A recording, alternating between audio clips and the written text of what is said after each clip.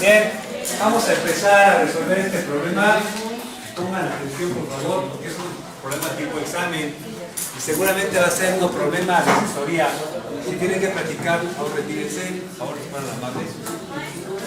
Vamos a empezar datos. Vamos a poner el problema, lo voy a anotar. Voy a editar otra vez el problema. ¿Se pasa aquí? Basta que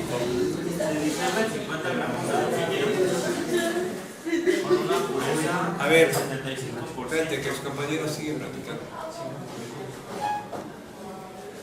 Otra vez. Se disuelve 50 gramos de aluminio con una pureza de 75% de ácido fosfórico. ¿De cuánto de qué pureza? 75%. Para los que no lo tienen, 75%. Ajá. Es 65, ¿no? No, primero es 75. Ajá, primero es 75.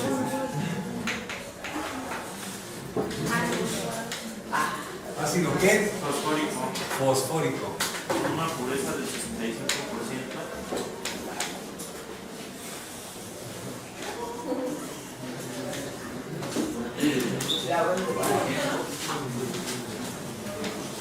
Una densidad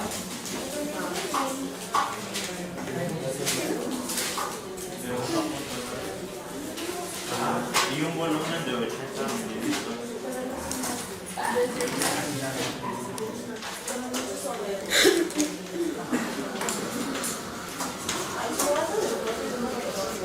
Y ya la pregunta: ¿cuántos gramos de fosfato de aluminio se obtienen? ¿Y cuántos litros de hidrógeno?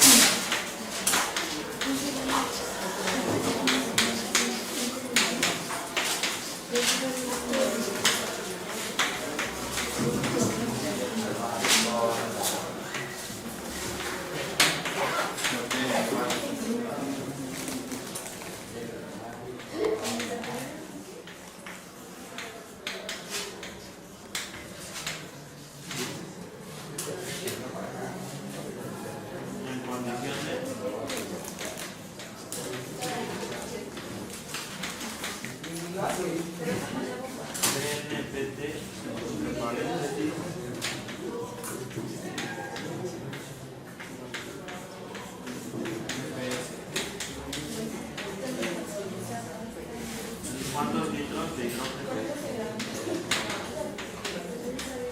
se obtienen?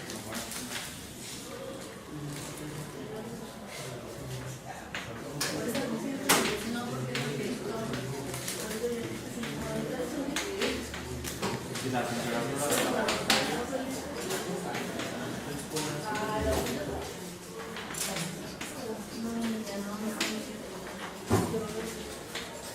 es de 25 grados.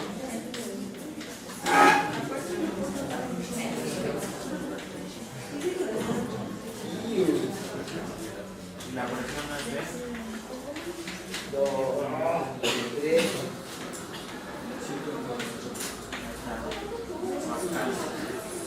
Bien, este es el problema que vamos a resolver, tipo examen. Entonces, ¿cómo se resuelve ese tipo de problema? Lo primero, ya se han platicado que los pasos para poderlo resolver eran 6. ¿Se acuerdan? sí, Primer paso, ¿cuál era el primer paso? Los datos. No, en la estequiometría. Yo necesité 6 pasos para resolver el problema de estequiometría. ¿Cuál es el primer paso?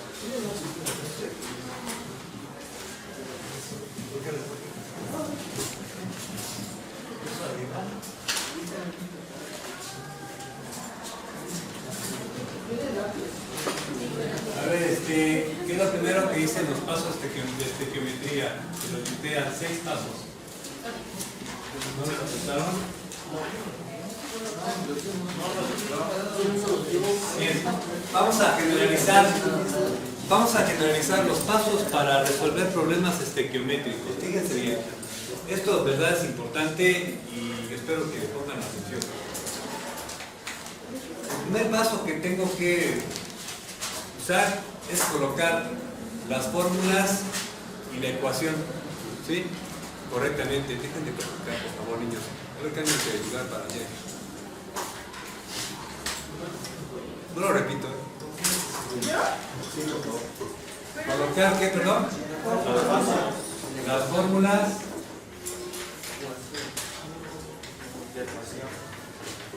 y la ecuación. ¿No? Ese va a ser el primer paso. ¿No te cambias? Ya no me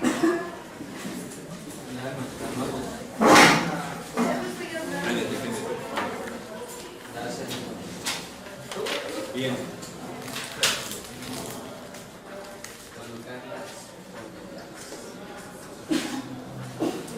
Ok. Entonces vamos a colocar la fórmula de las sustancias que están participando en esta reacción.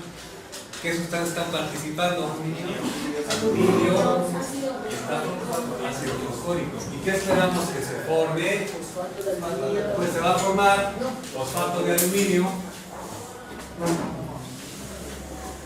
y se va a formar también, ¿sí? ¿De acuerdo? ¿Sí? Vamos a plantear la reacción. El primer paso es poner las fórmulas, poner aluminio, y luego el ácido fosfórico. ¿Cuál es la fórmula del ácido fosfórico? H. Empieza con H, ¿verdad? Porque es un ácido, muy bien.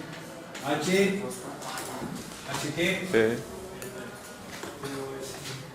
Si es fosfórico, ¿de quién viene? Fosfórico viene de fosfato. Voy a poner aquí enseguida el fosfato. Ahora checo valencias. La valencia del hidrógeno, ¿de cuánto es? De 1. Y la del fosfato de... A ver, chequen la valencia del fosfato, ¿de cuánto es? Es de... Cheque, es importante que sepan nomenclatura. El examen es de nomenclatura también. ¿La valencia de qué? De 3. De 3, muy bien.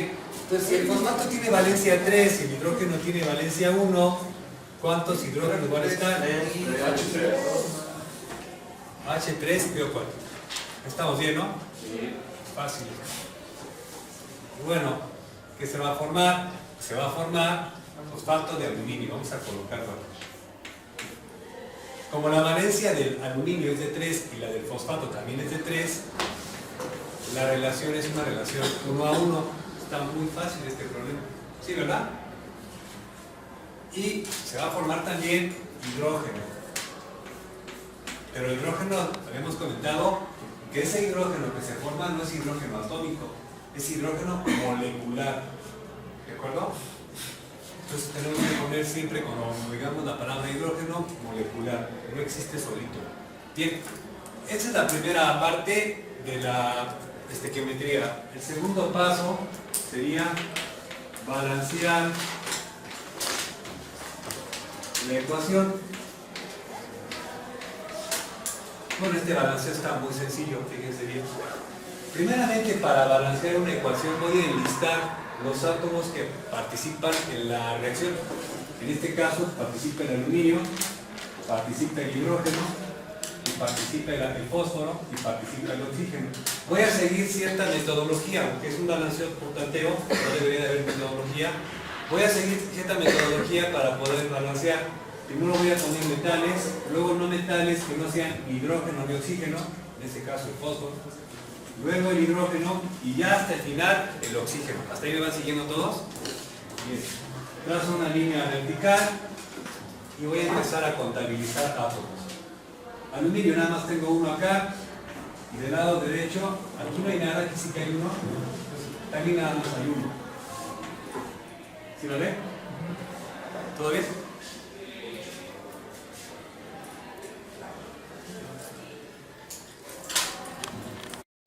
Decíamos que el aluminio, que hay un aluminio y acá hay un aluminio, ya está balanceado el aluminio, no tengo que hacer más. Sigo con el fósforo, vean, el fósforo, aquí tengo un fósforo largo como reactivo. Recuerden, lo que está del lado izquierdo de la flecha son reactivos y lo que está del lado derecho siempre van a ser productos. ¿De acuerdo? Entonces tengo un fósforo Y del lado derecho también tengo un fósforo. Ya está balanceado, digámoslo así, el fósforo. Bien, ahora viene la parte interesante, el hidrógeno. Aquí tengo 3 hidrógenos, pero del lado derecho tengo nada más 2. ¿Cómo le hago para balancear el hidrógeno si de un lado tengo 3 y del lado otro lado tengo 2? A ver, propuesta. Ponerle un 1 aquí sería lo mismo, porque sería un mol. Es lo mismo, ya está el 1 ahí, aunque no se escriba, ya está ahí. Ponerle un 2 serían 4 átomos, porque 2 por 2 es 4. Y tú quieres 3. Entonces, ¿qué otra cosa se les ocurre? Bien, la idea cuando tengamos este caso, que es un caso interesante, porque yo no puedo convertir el 3 en 2, ni puedo convertir el 2 en 3. Sin embargo,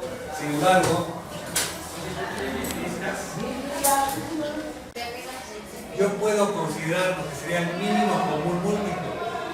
El mínimo común múltiplo de 3 y 2 va a ser el número más pequeñito que los contenga en forma exacta. ¿Qué número contiene en forma exacta? 6. El 6. El mínimo común múltiplo de 3 y 2 es el 6. Quiere decir esto que yo debo convertir esto en 6 átomos y esto en 6 átomos. ¿Se entiende esto? Una manera más adecuada de igualar. Yo no puedo igualar átomos porque son primos, ambos números. Yo puedo hacer uso del mínimo común múltiplo. Es una cosa extrema, pero se puede usar. ¿Sí? Bien, entonces voy a convertir este 3 en 6. ¿Qué tengo que hacer para que este 3 se convierta? Exacto, multiplicarlo por 2. Yo ya tengo aquí 6 átomos de hidrógeno. Pero acá tendré que poner un 3. Ya está balanceado el hidrógeno. Sin embargo, fíjense bien, al yo haber modificado el hidrógeno aquí, modifiqué también el fósforo. ¿Se fijan? Ahora debo tener aquí 2 fósforos. Y de este lado nada más tengo 1. Entonces, ¿qué debería de ser para balancear este fósforo? Pues poner acá un coeficiente. Ustedes no pueden poner más que coeficientes en los balanceos. Yo voy a poner un coeficiente 2. Y ya tengo 2 átomos de ambos lados de fósforo. ¿Sí? Pero ya querer aluminio, miren, ahora tengo 2 aluminios acá y nada más había 1. ¿Ya lo ven? ¿Sí van siguiendo todos? Pues voy a poner ahora 2 aluminios también de este lado como reactivos. Y ya está resuelto el desverguete que hemos hecho. Vamos a ir con el oxígeno. Y lo dejamos al final porque es el que más problema da. ¿Cuántos oxígenos tengo aquí? Y del lado derecho, ¿cuántos oxígenos tengo? 8. Ya está balanceada la presión. Un poquito complicado, pero la balanceamos. ¿Sí?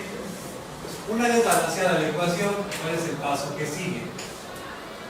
El paso que sigue es establecer o determinar masas molares.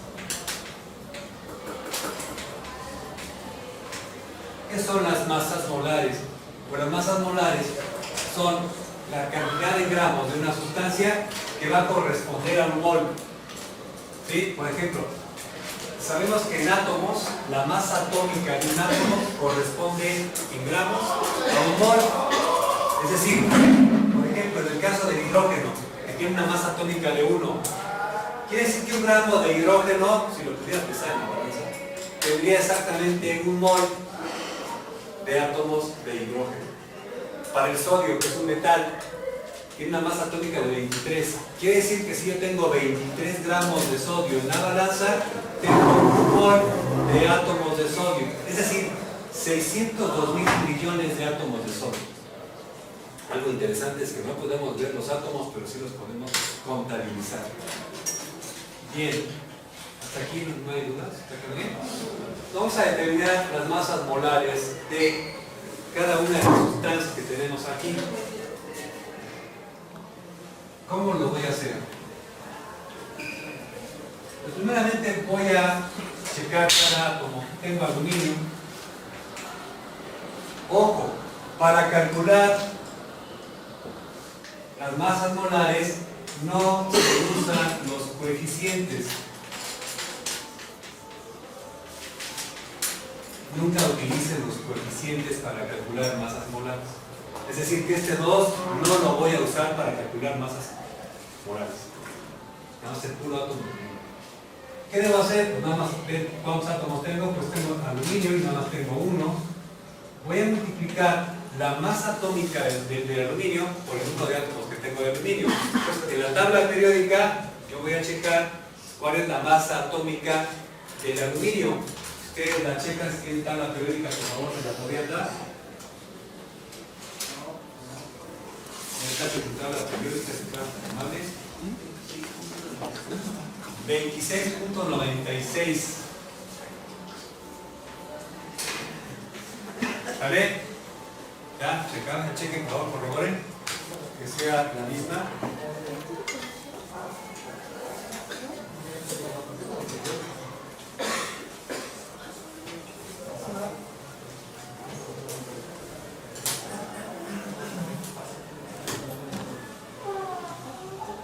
$26.98.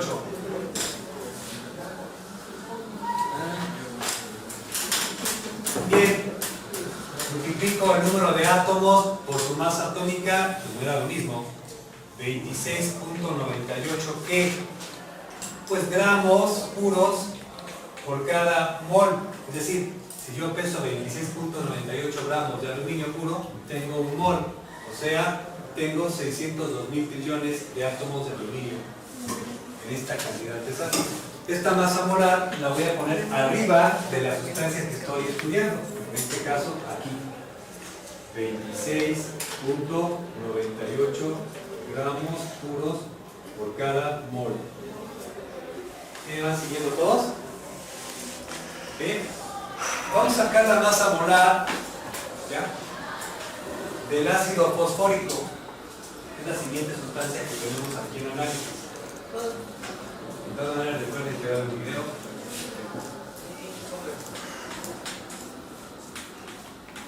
Pongo la sustancia a la que le voy a sacar la masa molar. Ojo, no estoy usando el coeficiente estequiométrico, lo repito varias veces porque hay gente que lo sigue utilizando. Voy a listar los átomos que forman la molécula: hidrógeno, fósforo y oxígeno. Y posteriormente voy a ver cuántos tengo de cada uno. De hidrógeno, ustedes se fijan, tengo 3 átomos. De fósforo tengo nada más 1. Y de oxígeno tengo 4 átomos. Ahora sí, ya que sé cuántos átomos tengo de cada uno de los elementos en la molécula, en la fórmula, voy a multiplicar por las masas atómicas que tenga cada uno de esos elementos. Voy a usar la tabla periódica y voy a buscar, por ejemplo, para el hidrógeno, sabemos todos que es de 1.00, ¿no? Para el fósforo es de 30.97, ¿verdad?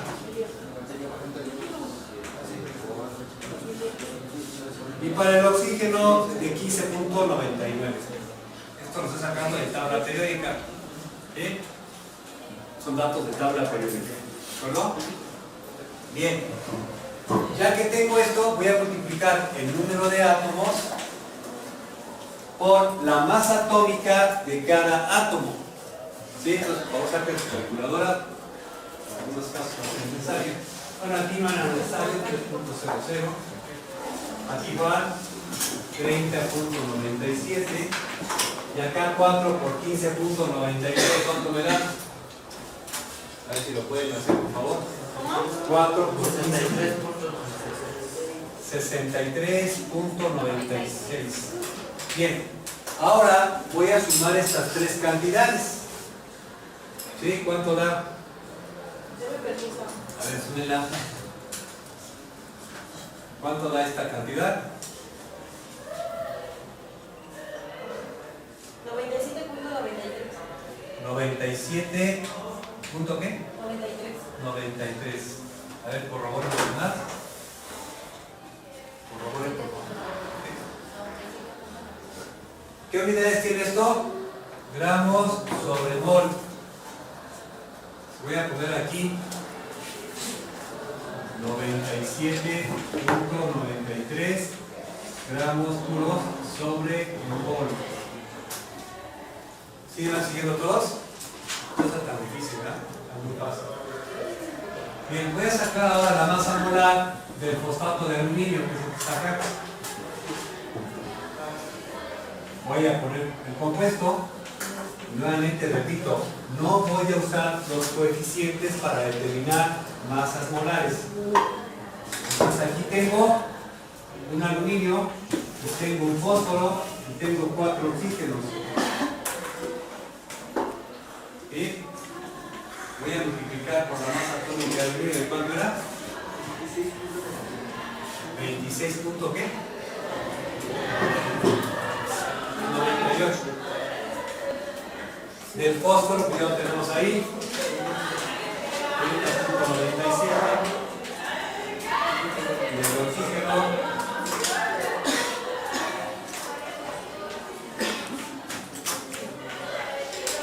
¿verdad?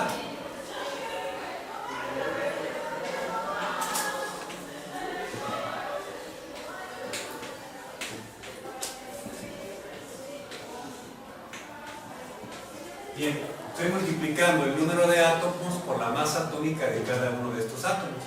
Y bueno, ya que tengo esto, ¿qué voy a hacer? Sumar. Voy a sumar esas 3 cantidades.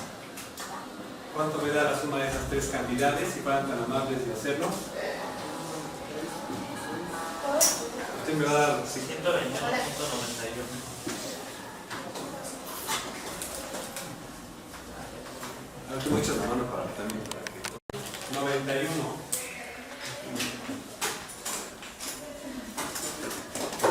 Ok, esa cantidad va a estar expresada en gramos sobre mol.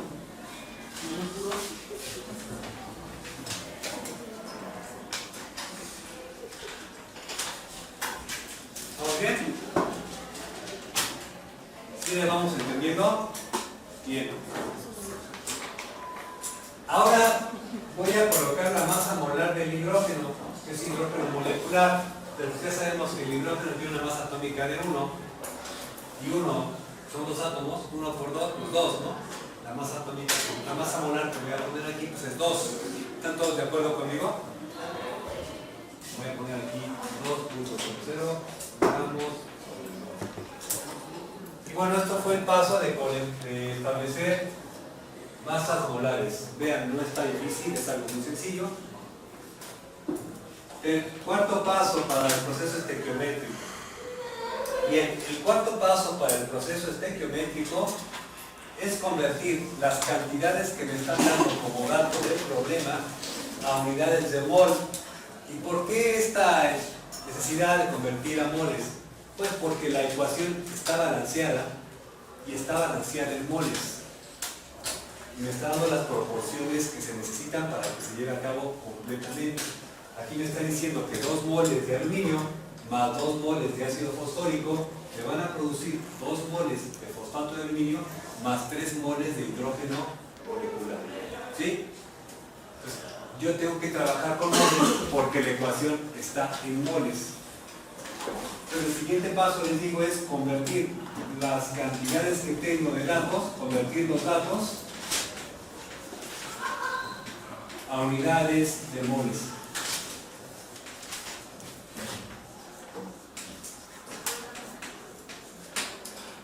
Bien, ¿cómo voy a hacer esa conversión?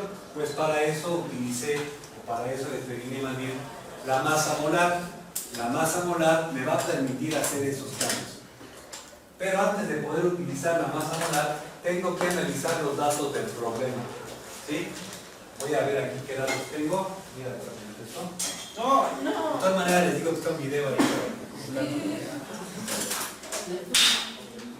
Vamos a... ¿Qué datos tengo? Tengo 50 gramos de aluminio, pero con una pureza del 75%.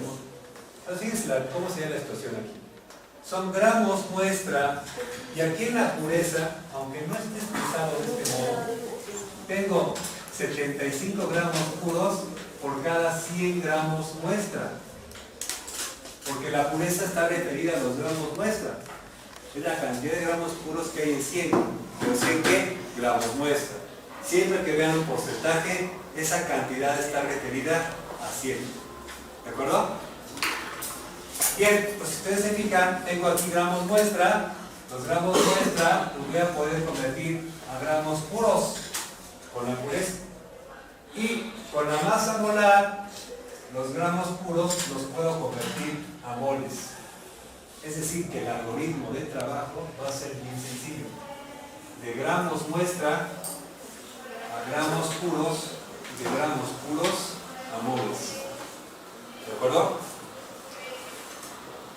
¿Cómo paso de gramos muestra a gramos puros? Pues con la pureza.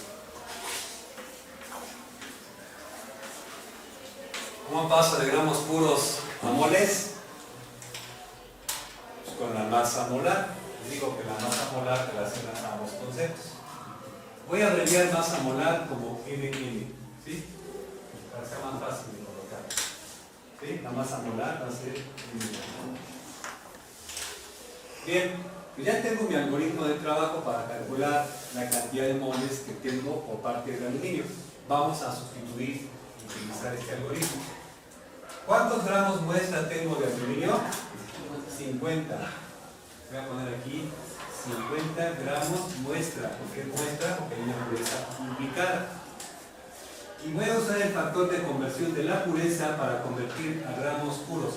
Como lo que quiero es convertir a gramos puros, dentro de la pureza, ¿sí? Está el dato de gramos puros, voy a poner los gramos puros arriba, ¿sí? Siempre lo que yo quiero tener como resultado debe estar arriba. Voy a poner arriba los 75 gramos puros y abajo voy a poner los 100 gramos muestra. Gramos muestra con gramos muestra se cancela y ya tendría de esta suerte gramos puros, ¿sí? Bien. Ahora voy a convertir los gramos puros a moles usando la masa molar. La masa molar que hemos dicho que era de 26.98 gramos puros sobre mol. Como lo que quiero son moles, los moles van a ir arriba. Voy a poner el factor de conversión. Bueno, aunque aquí no se vea, hay un 1, ¿eh? ¿Sí? Su mol debajo. 26.98 gramos puros. Gramos puros con gramos puros se cancela y ya tendría yo moles. ¿Sí? Vamos a hacer el cálculo. ¿Cómo lo voy a hacer? Lo que está arriba multiplica y lo que está abajo divide y las operaciones son continuas.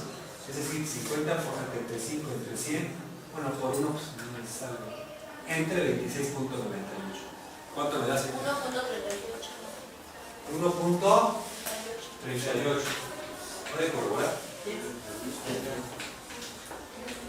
sí. 1.38, ¿qué? Moles. Moles. ¿Dudas? Ahí en ese de no todos explicó ahorita lo que se puede hacer. ¿Cómo empezar a multiplicar y Pues en la calculadora 50 por 75 entre 100 por 1 entre 26.98. Así pasa. Y al final le pones igual. ¿Sí? Bueno, eso se está en calculadora. ¿Cómo se va acomodando? Pues aquí lo acabo de explicar. Con la pureza, ¿sí? Con el factor de conversión que es la pureza, vas a acomodar lo que quieres arriba. ¿Sí? Siempre lo quiero poner arriba. ¿Sí me sigue? Bueno, esa cantidad de moles la voy a poner aquí abajito del aluminio. Es lo único que me interesa de toda esta información del aluminio, nada más los moles. 1.38 moles. Ahí está bien. Bien. Vamos a determinar ahora los moles que van a participar en esta reacción, pero ahora de ácido fosfórico. Para eso, pues voy a borrar esta información.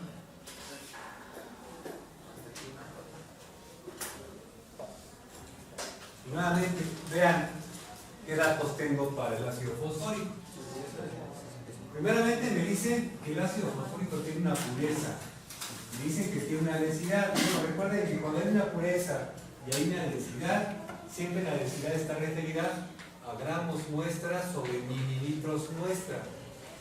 ¿Sí? ¿De acuerdo? Bien. Y tengo un volumen, pero como hay una pureza, este volumen es un volumen muestra.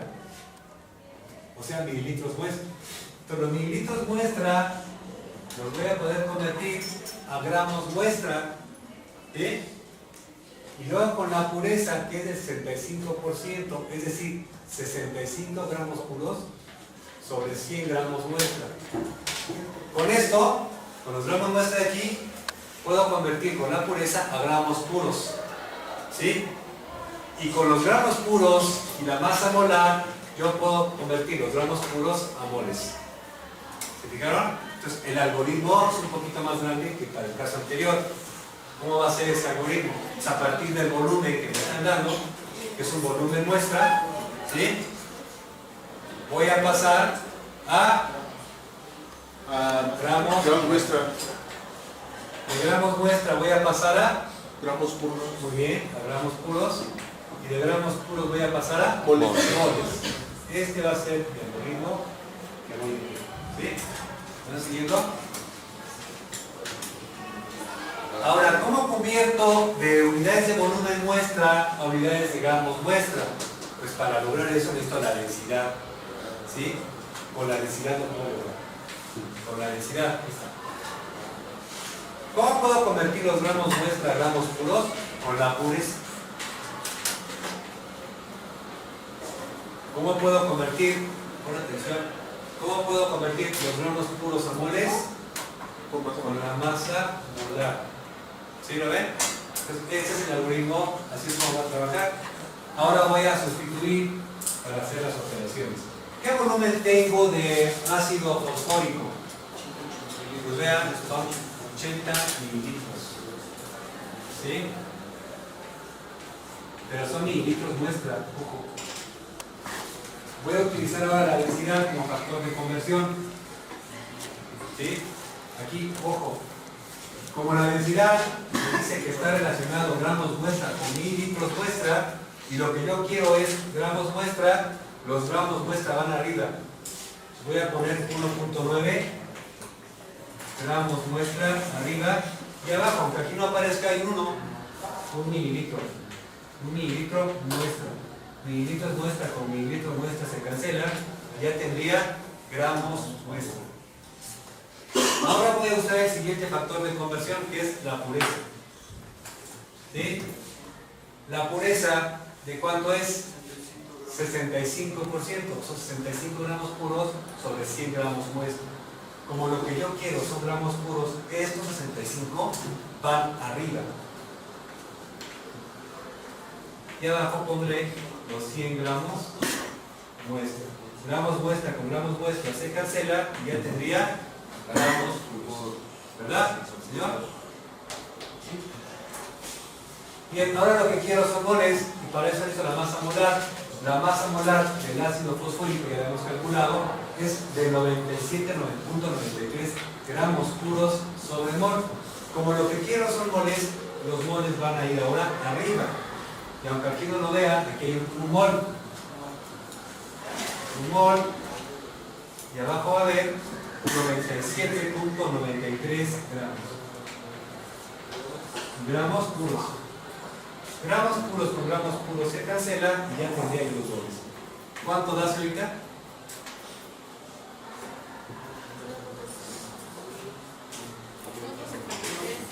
¿Cuánto? Punto 53. A ver, corrobora, por favor. ¿Podrías corroborar? ¿Cuánto da?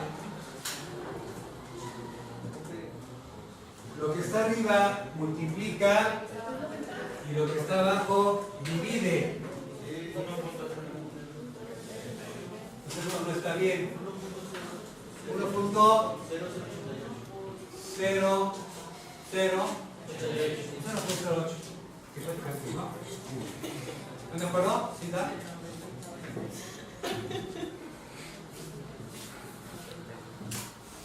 .00 moles. Tiene que reírse, ¿no? No, perdón. Bien.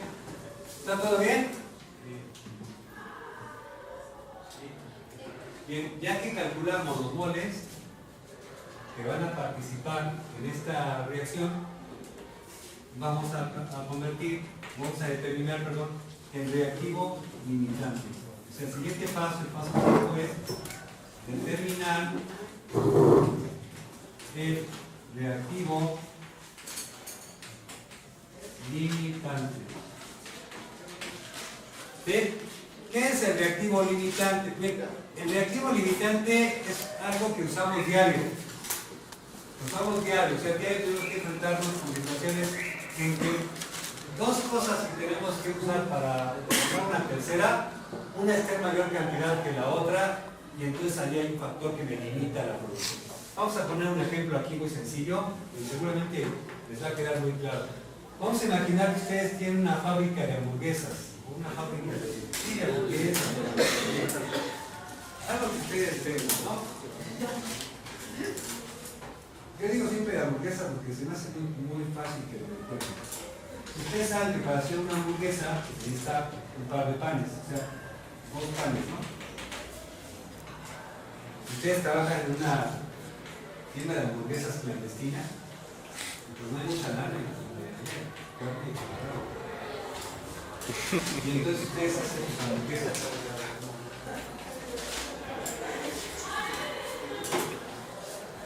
¿Sí? La cosa es hacer la hamburguesa. ¿Sí? Digamos que ustedes tienen una fábrica, una tienda de hamburguesas. No sé cómo le llamarían ustedes. ¿Podriburger? Ay, sí. Para hacer Bueno, la receta secreta es esta, ¿no? 2 panes, un roedor igual a una hamburguesa. ¿Sí? Pero ese día tú dejaste a tu socio, que por cierto se fue de parranda, no fue, y no compró mercancía, y entonces tú te quedaste con una situación muy complicada, porque ¿sí? Te quedaste con una situación complicada porque nada más tienes en la despensa 4 panes, ¿sí? Y 4 ratas. Bueno, pues ya toda ya le perdiste muy feo, ¿no? Sería, ¿cuántas hamburguesas vas a poder hacer? ¿Quién te limitó la producción? ¿Las ratas o los panes?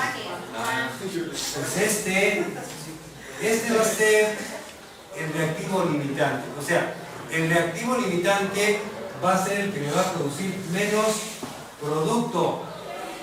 ¿Se entiende? El que produce menos producto, ese es el reactivo limitante. Bueno, si yo usara las ratas tendría 4 hamburguesas, ¿no? Pero no es el reactivo limitante, no las ratas. El reactivo en exceso va a ser las ratas. ¿Sí? Bien, ya entendiendo esta realidad, de las ratas y de las hamburguesas, vamos a trasladarla a la ecuación. ¿Y cómo traslado eso? Bueno, primeramente, si ustedes observan, no tienen nada más un producto, tienen 2. ¿Sí? Tienen 2 productos. Entonces tenemos que escoger uno de esos 2 para hacer nuestro análisis. Yo voy a escoger la sustancia que me están pidiendo primero. Pueden haber escogido esta, no hay ningún problema. La que escojan está bien. Vamos a hacer las pruebas con el ácido, con el fosfato de aluminio, ¿saben? Vamos a probar todo con el fosfato de aluminio para determinar quién de estos 2 son los panes y quién de estos 2 son las ratas. O sea, quién es el reactivo limitante. ¿Cómo lo hago? Pues observen. La reacción me dice que con 2 moles de aluminio obtengo 2 moles de fosfato de aluminio. Pero yo no tengo 2 moles de aluminio, tengo 1.38 moles. La pregunta sería, con 1.38 moles, ¿cuántos moles de fosfato de aluminio tendría? ¿Sí? Pues aquí es muy sencillo, es una regla de 3 sencilla también. 1.38 por 2 entre 2. En este caso da lo mismo, ¿verdad? En este caso da lo mismo. Si hubiera usado el hidrógeno, ¿cómo hubiera quedado? 1.38 por 3 entre 2. ¿Se lo ven? Pero estoy usando el fosfato de aluminio, la relación es más sencilla. ¿Dónde me da? ¿Dónde me da? Pues 1.38. ¿Están de acuerdo? ¿Sí lo ven? Bien, ahora voy a checar qué pasa con el ácido fosfórico. El ácido fosfórico me dice que con 2 moles de ácido fosfórico yo tengo 2 moles de fosfato de aluminio. Pero yo no tengo 2 moles de ácido fosfórico, tengo nada más 1 mol. Nuevamente veo cuánto me dará con 1 mol. Si con 2 me da 2. 1 por 2 entre 2. ¿Verdad? Es lo mismo. En este caso es lo mismo. 1 mol. Si estuviera probando con el hidrógeno sería 1 por 3 entre 2. ¿Sí? Bien, si ustedes observan estas dos cantidades, ¿cuál es más pequeña? El 1. Pues el 1, o sea que la rata, los bollos, ¿quiénes son? El ácido fosfórico. El reactivo limitante va a ser el ácido fosfórico. ¿Sí? ¿Estamos bien? Voy a borrar estos cálculos porque ya lo que sigue, el siguiente paso, una vez que determiné el reactivo limitante, es hacer la tabla de variaciones molares.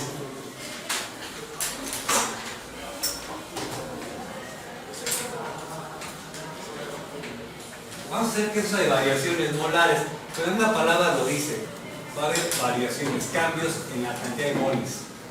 ¿Cómo voy a hacer esa tabla de variaciones molares? Fíjense bien.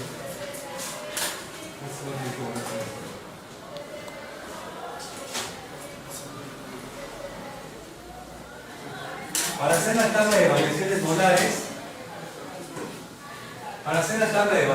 molares, voy a hacer un análisis de cómo se está dando este tipo de proceso. Voy a poner una I de inicio, o sea, al inicio, cuando tú llegas a tu negocio, todavía no has hecho ninguna hamburguesa. Al inicio todavía no hay ninguna hamburguesa.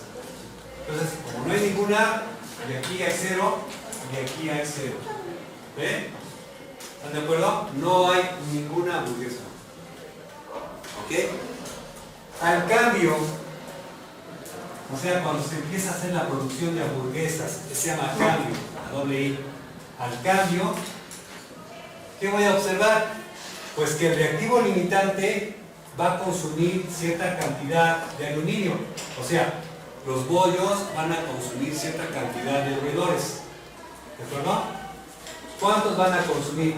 Mira, aquí lo dice, con 2 moles de ácido fosfórico, tú consumes 2 moles de aluminio. Esta recreación está muy fácil. ¿Cuánto consumirás con 1 mol? Nuevamente es una regla de 3, ¿verdad? 1 por 2 entre 2 es lo mismo. Voy a poner aquí menos ¿qué? Menos 1 mol. Eso es lo que voy a consumir de bollos. De ratas, ¿sí? Y bien, el reactivo limitante, o sea, lo que eran los bollos, una vez que acabo de hacer las hamburguesas ya me quedo sin bollos. ¿Están de acuerdo? Sobran ratas, pero me quedo con bollos. Entonces voy a restar todo lo que tengo de reactivo limitante. Se resta por completo. El reactivo limitante siempre se resta por completo. Y bien, del lado derecho voy a analizar cuántas hamburguesas se obtuvieron. En este caso, cuánto fosfato de aluminio se obtuvo.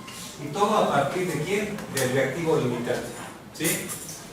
Aquí me dice que con 2 moles de ácido fosfórico obtengo 2 moles de fosfato de aluminio. Pero yo no tengo 2 moles, tengo 1 mol. ¿Cuánto obtendré de fosfato de aluminio? Pues vean, es una regla de 3. 1 por 2 entre 2 es 1. ¿No? ¿Verdad? Pero si no tienen algo, pregunten. ¿Sí? ¿Ok? ¿Y cuánto obtengo de hidrógeno? La regla dice, con 2 moles de ácido fosfórico obtengo 3 moles de ¿qué? De hidrógeno. Pero yo no tengo 2, tengo 1. Entonces 1 por 3 entre 2, ¿cuánto es 1 por 3? 1.5. 1.5. Entonces voy a tener aquí 1.5 ¿qué? Moles. ¿Sí lo ven todos? ¿Sí lo entendieron? ¿Qué no entendiste? ¿Qué no entendió? Yo la última parte. Bien. Aquí tenemos que nada más hay un mol. Si yo tuviera 2, obtendría 3 moles. Pero como nada más tengo 1, es una regla de 3. Entonces va a ser 1 por 3 entre 2. Sus compañeros me calcularon que es 1.5. 1.5 moles. ¿De acuerdo? Y bueno, ya que tengo la producción, llega la hora del corte, llega la hora de las pérdidas, la hora de correr a los asociados. ¿Verdad? Como no va. ¿Verdad? Y es el corte de caja. ¿Qué voy a analizar? Tenía 1.38 moles, menos 1, me quedan 0.38 moles de aluminio. Eso es lo que se desperdició, lo que no se pudo usar, se desperdició. De ácido fosfórico me queda nada, se consume por completo. De fosfato de aluminio obtengo 1 mol. Y de hidrógeno molecular obtengo 1.5 moles. ¿Lo ven? Y bueno, el paso 7, si puede haber un paso 7, una vez que ya hicimos la tabla de variación de igualdades, como verán no es difícil. El paso 7 es recortar los resultados en las unidades que me lo piden.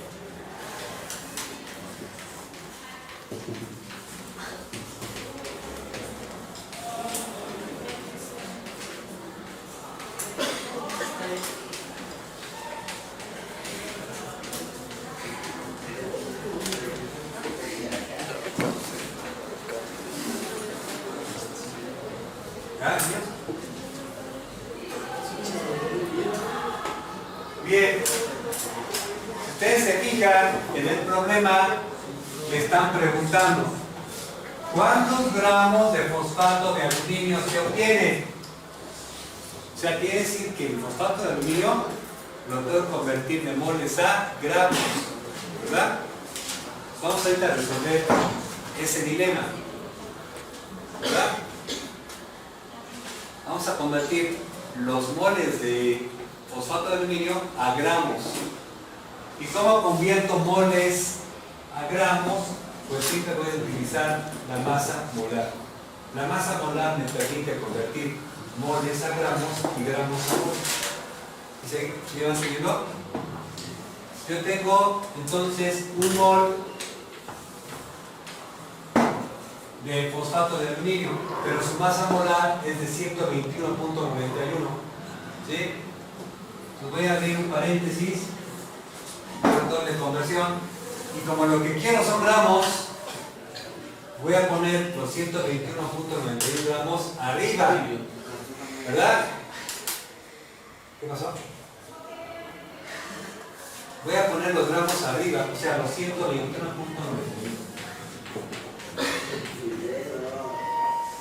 ¿Y abajo qué voy a poner? Un mol. Un mol.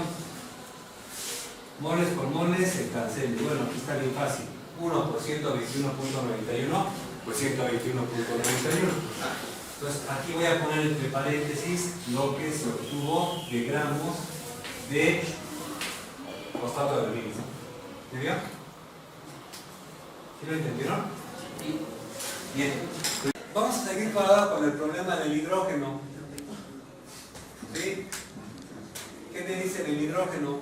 Pues me están preguntando cuántos litros de hidrógeno se obtienen. Y aquí me mencionan dos condiciones interesantes. Las condiciones CNPT y las condiciones TPS. ¿Qué son las condiciones CNPT? Las condiciones CNPT quiere decir condiciones normales de presión y temperatura. ¿Sí? O también se conoce en física como temperatura, presión estándar. Eso quiere decir TPS. ¿Cómo? Ahí va de nuevo. CNPT son condiciones normales de presión y temperatura, y TPS es temperatura, presión estándar. Son sinónimos, o sea, lo pueden encontrar en los libros como CNPT, pero más convenientemente, más comúnmente, se encuentra como TPS, temperatura, presión estándar. Vamos a ver qué es. Cuando analizamos un gas, permíteme un segundo. Me carga. No, déjalo.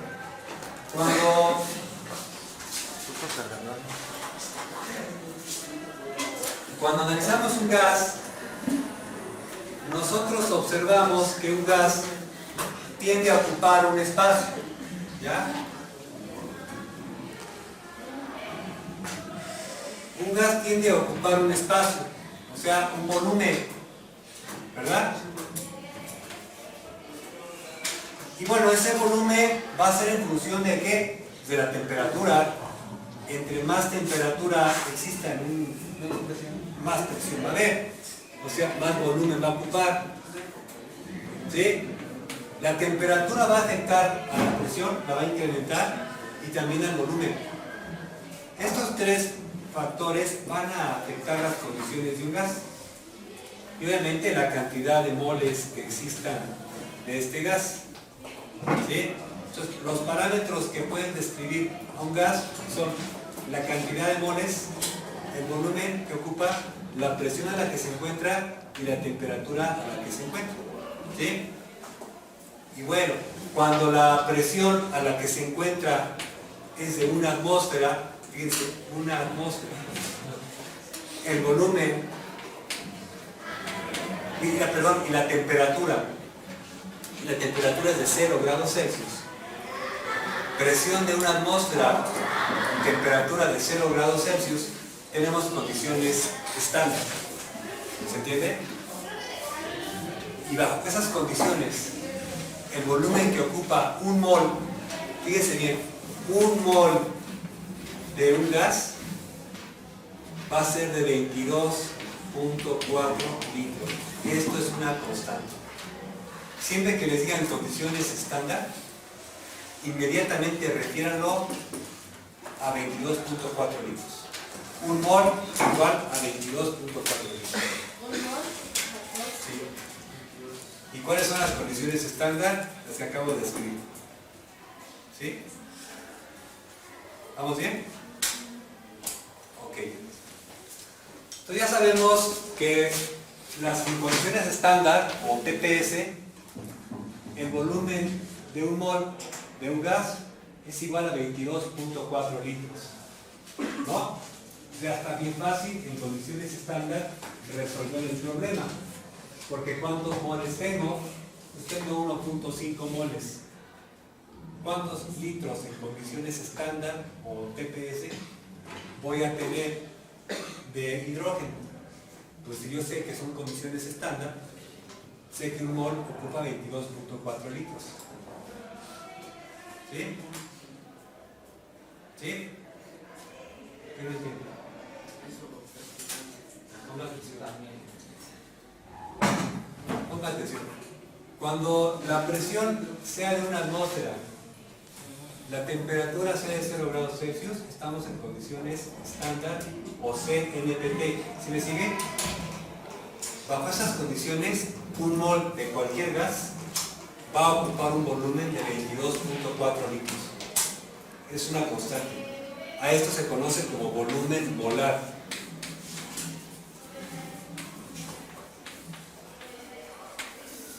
El volumen molar es de 22.4 litros.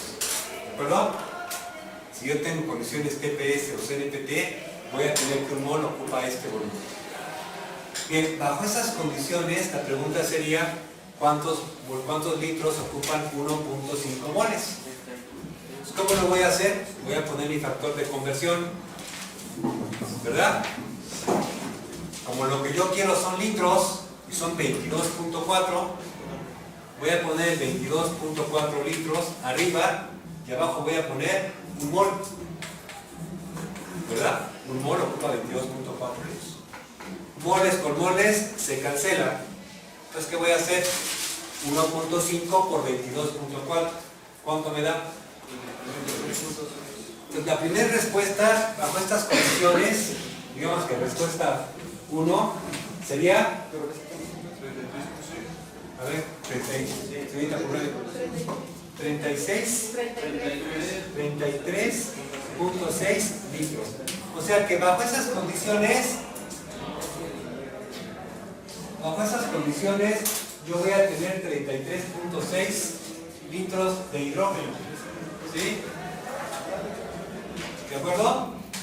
¿Sí me siguen? Bien, eso ya lo resolvimos. Pero luego tenemos aquí otras condiciones. Resulta que el laboratorio va a estar a 25 grados Celsius y que la presión va a ser de 101.325 pascales. ¿Sí? ¿Cómo resuelvo bajo esas condiciones? Bien. Para resolver bajo esas condiciones, usamos lo que se conoce como la ecuación del gas ideal. ¿Qué es la ecuación del gas ideal? Pues es una ecuación que me va a relacionar los moles con las condiciones de presión, volumen y temperatura que tenga un gas. ¿Sí? Es lo que me va a relacionar. Entonces miren, vamos a trabajar ahora bajo condiciones de presión y temperatura determinadas. ¿Sí? ¿De acuerdo? Entonces, la ecuación del gas ideal es la siguiente. Presión por volumen igual al número de moles por la constante del gas ideal por la temperatura. Pero esta temperatura debe estar no en grados Celsius, sino en Kelvin, en temperatura absoluta. Recuerden que en el Sistema Internacional de Unidades la temperatura se mide en Kelvin, no en grados Celsius. No se dice grados Kelvin, se trabaja con Kelvin, es temperatura absoluta. ¿Y cómo convierto los grados Celsius a Kelvin? Para convertir grados Celsius a Kelvin, voy a sumarle a los grados Celsius 273.15. Entonces, si son 25 grados Celsius, ¿cuántos Kelvin son?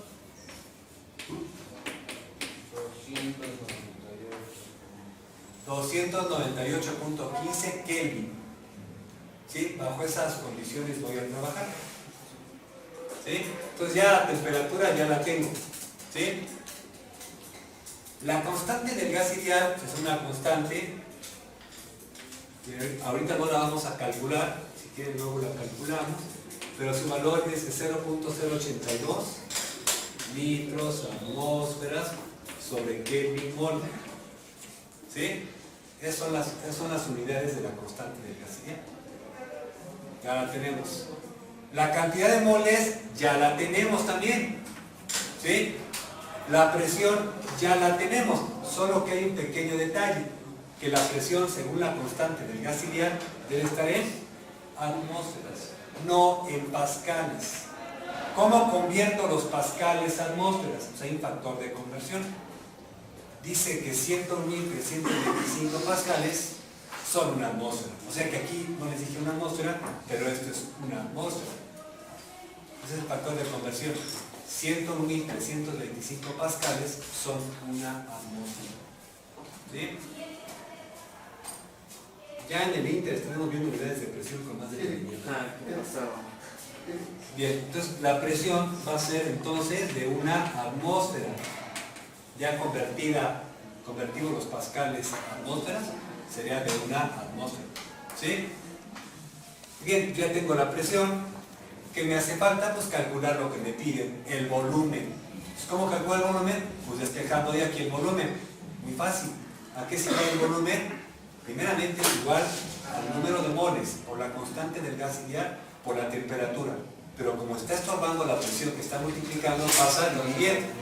Entonces vamos a dividir estos tres entre la presión. Entonces vamos a calcular aquí el volumen, ¿no? El volumen que tenemos acá. El número de moles es 1.5, aquí está, fue lo que obtuvimos. 1.5 moles. ¿De acuerdo? ¿Estamos bien? Por la constante del gas ideal, que es 0.082. Si hay alguna duda me dicen, ¿eh? Si hay alguna duda me dicen, por favor. Por la temperatura está en Kelvin, 298.15. ¿Sí me sigue? Cambiamos, pero nada, aquí vamos a poner más arriba. Voy a borrar también eso. No, porque están los dos. Bueno, vamos a borrar ya la ecuación que ya eso ya lo tenemos, ¿vale? Eso ya lo entendemos, ya está. Vamos a hacer el cálculo de la cantidad de litros que se obtiene bajo condiciones no TPS.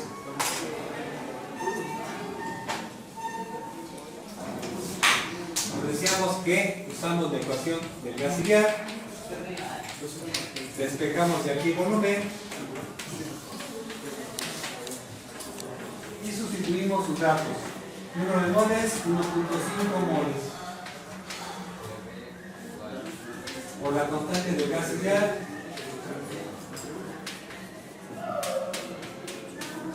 por la temperatura,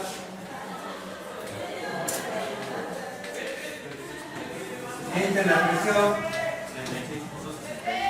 No, fíjense que antes de que hagan operaciones con una ecuación sustituida, hay que cancelar y verificar las dimensiones. O sea, hay que hacer un análisis dimensional. Esto es muy sencillo. Fíjense cómo se hace un análisis dimensional. Moles con moles se van a cancelar. ¿No? Kelvin mol acá, es que es Kelvin mol. Moles con moles se cancela. ¿Sí? Kelvin con Kelvin se cancela. Atmósferas con atmósferas se cancela. ¿Qué me queda? Listo. O sea que está correcto mi análisis dimensional. ¿Sí? ¿De acuerdo? Bien. Entonces hagan la multiplicación, por favor. 1.5. ¿Cuánto me da? 36.67 ¿qué?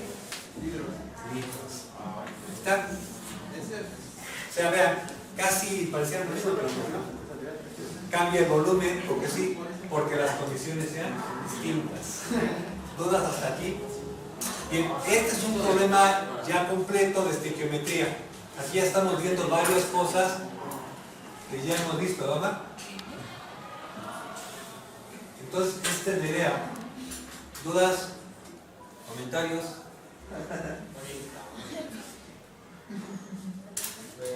Para el rojo todo es difícil. A ver, puede ser ya.